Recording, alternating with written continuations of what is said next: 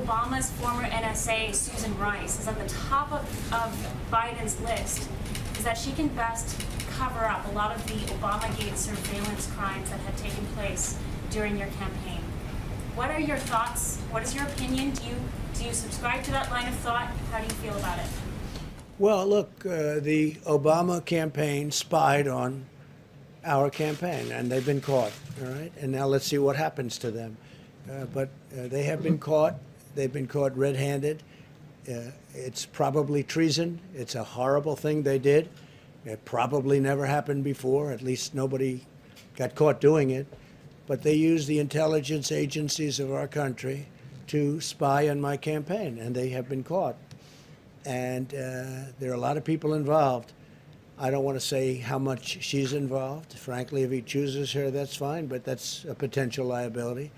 We'll see. But President Obama knew about it. Joe Biden knew about it. Comey knew about it. Brennan, Clapper, the whole group, they all knew about it. Lisa Page and her lover Strzok, they all knew about it.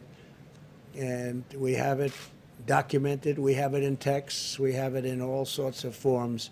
They knew about it. It was a terrible thing. Should have never happened and should never be allowed to happen again to a president. This should never happen again. This was a setup like we've never seen. I think it's the political crime of the century. And they've been caught. So let's see what happens to them all. Thank you very much. Thank you. Thank you. Very interesting news. Kevin Kleinsmith, a corrupt FBI attorney who falsified FISA warrants in James Comey's very corrupt FBI, is expected to plead guilty. You probably heard that. It just came out. So that's just the beginning, I would imagine, because what happened should never happen again. So he is pleading guilty. Terrible thing. Terrible thing. Fact is, they spied on my campaign and they got caught. And you'll be hearing more. You congratulated Marjorie Taylor Greene in a tweet. You called her a future Republican star. Greene has been a proponent of the QAnon conspiracy theory. She said it's something that would be worth listening to. Do you agree with her on that? Well, she did very well in the election. She won by a lot. She was very popular. She comes from a great state, and she had a tremendous victory. So, absolutely, I did congratulate her. Please, go ahead. Thanks, Mr. President. I had two, one on China and then one on oil. The first one on China. There's a lot of alarm among American companies about your order on WeChat, Apple, Ford, Disney. They're worried because it's such a big communications platform and a payment platform in China that if you ban U.S. businesses from working with them, that they won't be able to sell, iPhones into China or similar markets. Whatever. So you don't mind if this... Got to do what's good in terms of the security of our country.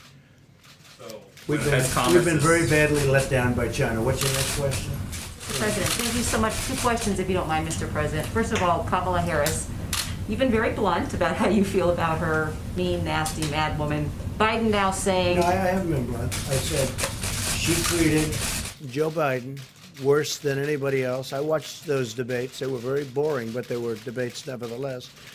And I watched, pretty good parts of them. And she treated Biden worse than anybody else by far. There was nobody, including Pocahontas, nobody treated Biden so badly as Kamala. Well, let me ask you this then. Do you have an issue with a strong woman of color being in this presidential race? None whatsoever. You don't see her as a threat? As you know, none whatsoever. No, not at all. Thank you, Mr. President. And a stimulus question, if you don't mind. You have told me even before you were president, you always talked about being the ultimate deal maker. Why not just sit down with Democrats personally and cut a deal? Because they want $1 trillion to go to their friends doing a bad job running certain cities and states that are doing very badly. Most of our country is running very well. Even in terms of crime, most of our country is setting records in terms of low.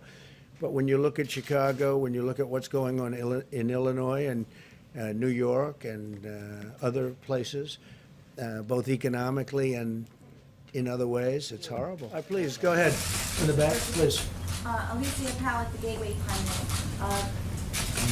Yesterday, you announced a historic peace deal between Israel and the United Arab Emirates, and later in the day, Joe Biden tried to take credit for I heard that. That was a beauty. What's your We response? announced the deal, and I appreciate it. Even the New York Times gave it great coverage and editorials today. Wall Street Journal, Washington Post, everybody was saying great. And this is something we've been working very hard on. And I saw where Sleepy Joe tried to claim credit for it. And I'm trying to figure out how that one works. No, what he did is they made a terrible deal with Iran.